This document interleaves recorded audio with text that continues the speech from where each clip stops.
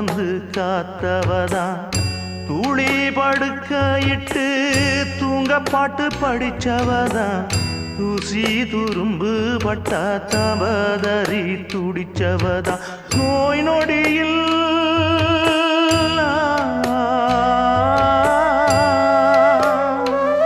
நான் நோய் நொடியில் விழுந்தா அவ பாய் படுக்க இழந்தா தன் வாய் வைத்த மறந்து என்ன கோயில் கோலம் சுமந்தா